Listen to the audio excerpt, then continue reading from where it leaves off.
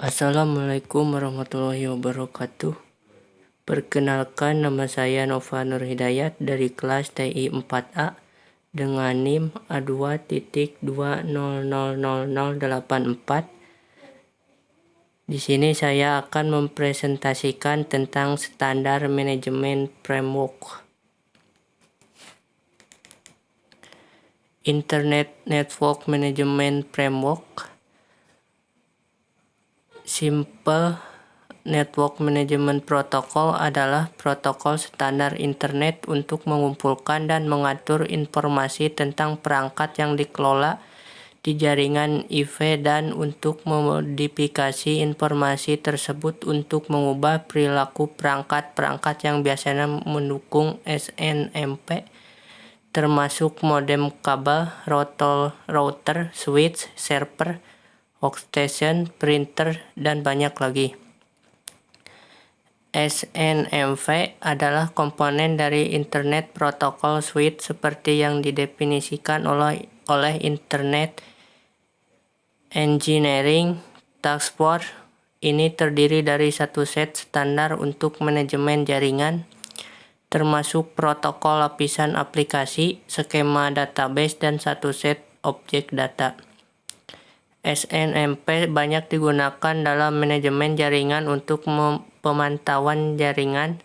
SNMP memaparkan data manajemen dalam bentuk variabel pada sistem terkelola yang diatur dalam basis informasi manajemen yang menggambarkan status dan konfigurasi sistem.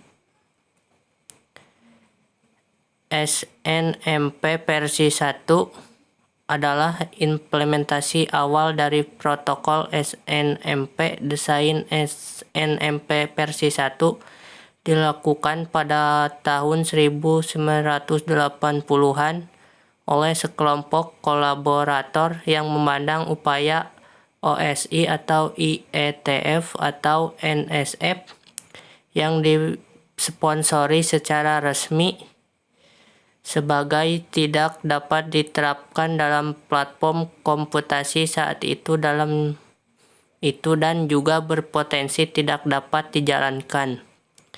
SNMP disetujui berdasarkan keyakinan bahwa itu adalah protokol sementara yang diperlukan untuk mengambil langkah-langkah menuju penyebaran internet skala besar dan komersialisasi. Versi 1 telah dikritik karena keamanannya yang buruk. Spesifikasi memang pada kenyataannya memungkinkan ruang untuk autentikasi kostum untuk digunakan, tetapi implementasi yang banyak digunakan hanya mendukung layanan autentikasi sepele yang mengidentifikasi semua pesan SNMP sebagai pesan SNMP asli.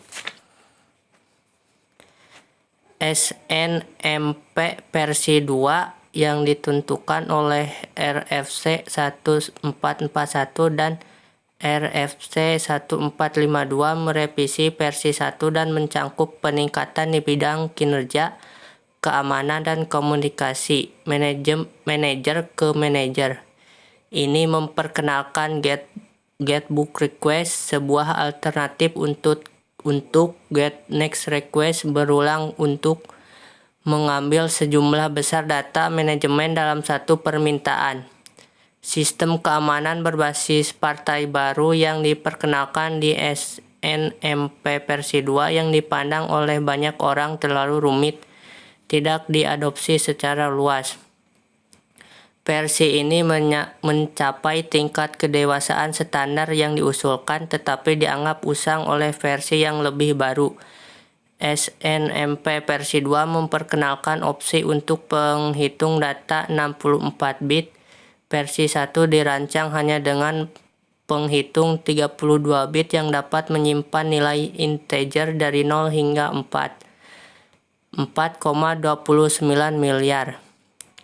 Penghitung versi 2 64 bit dapat menyimpan nilai dari 0 hingga 18,4 triliun dan saat ini tidak mungkin mengalami rollover penghitung antara acara pemungutan suara, misalnya Ethernet 1,6 terabit diprediksi akan tersedia pada tahun 2025.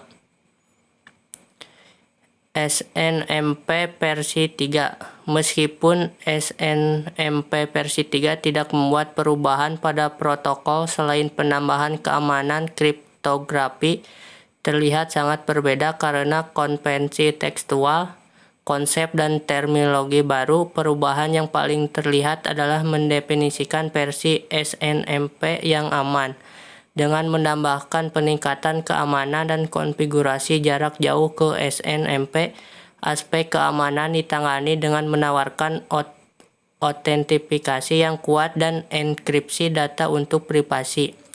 Untuk aspek administrasi, SNMP versi 3 fokus pada dua bagian, yaitu Notification Originator dan Proxy Forward.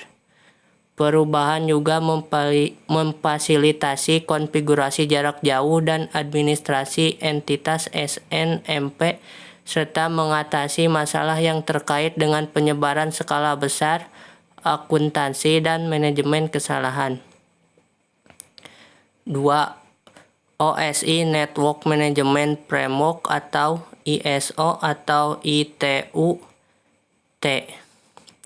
Mode referensi jaringan terbuka OSI atau OSI, Reference Model for Open Networking, adalah sebuah model arsitektural jaringan yang dikembangkan oleh Badan International Organization for Standardization atau ISO di Eropa pada tahun 1977.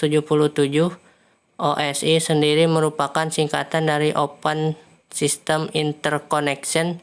Model ini disebut juga dengan model 7 lapis OSI atau OSI 7 Layer Model.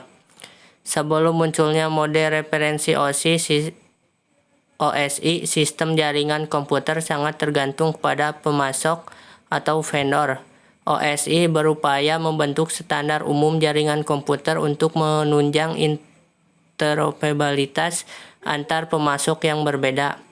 Dalam suatu jaringan yang besar biasanya terdapat banyak protokol jaringan yang berbeda.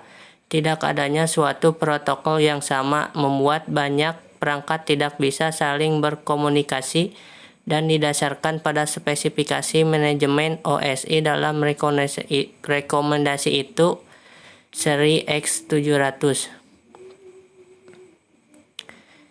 3.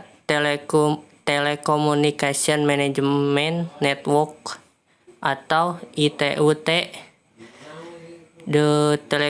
Telekomunikasi manajemen jaringan adalah model protokol yang didefinisikan oleh ITU-T untuk mengelola sistem terbuka dalam jaringan komunikasi.